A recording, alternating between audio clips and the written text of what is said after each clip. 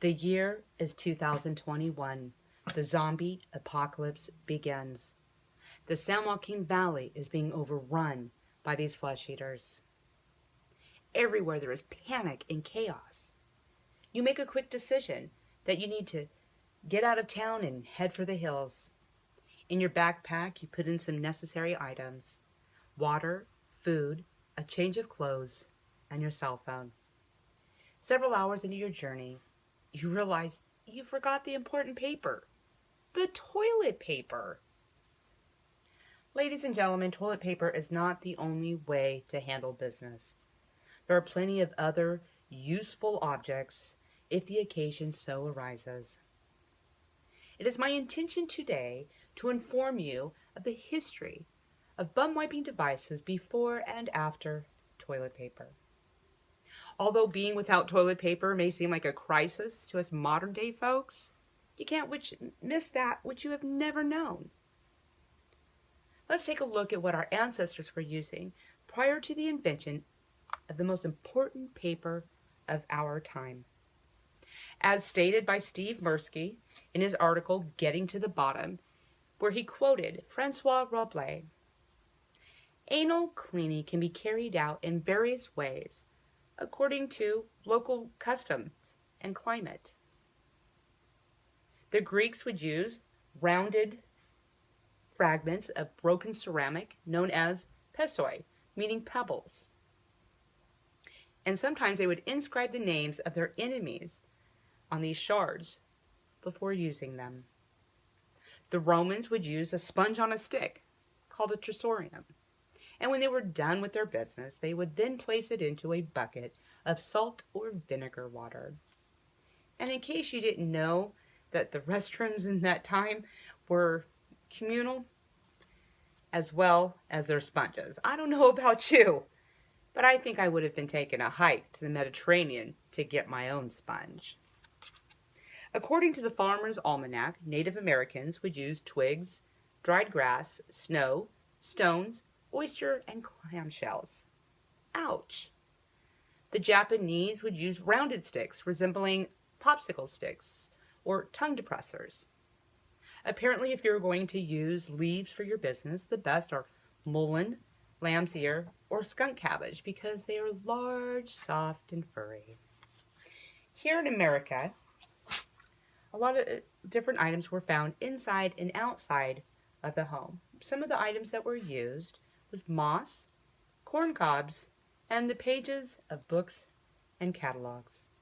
The Sears Roebuck catalog apparently was quite popular until they started to print on glossy pages, and then people wrote in complaining.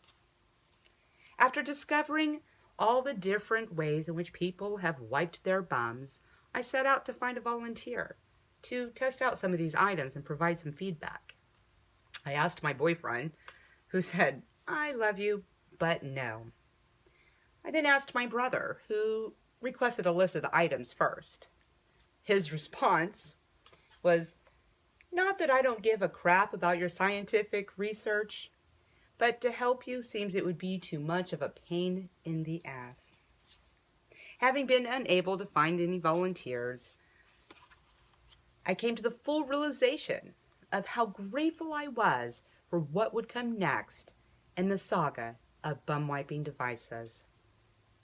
In the 6th century, the first documented use of toilet paper in human history was in early medieval China. In 1391, the first modern toilet paper was made specifically for the Chinese emperor's family's needs, and the sheets were 2 feet by 3 feet and perfumed as well.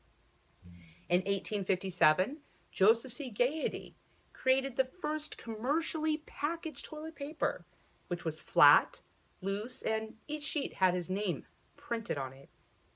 In 1871, Zeth Wheeler patented the first rolled and perforated toilet paper. Even though toilet paper was around, it wasn't until the 1900s when flush toilets and indoor plumbing became common in America's homes did the important paper begin to take off. In 1935, Northern Tissue marketed their toilet paper as splinter-free. A relief, I'm sure. By the 1970s, America was completely sold on the toilet paper invention. According to Sarah McCarry's article, The Greatest Invention Ever, every year Americans spend more than $6 million on toilet paper. Worldwide Institute says worldwide, the equivalent of about 270,000 trees is either flushed or dumped in landfills every day, and roughly 10% of that total is attributed to toilet paper. Often we take for granted the very things that deserve our gratitude the most. Today you'll learn what people were using through the course of history. From sticks and stones, communal sponges, plants and shells, we can see that there is more than one way to wipe a bum. Though a zombie apocalypse is not likely to occur, at least not anytime soon, if you find that you have forgotten that fluffy white stuff we have come to depend on, you can take comfort or discomfort in knowing there are alternatives.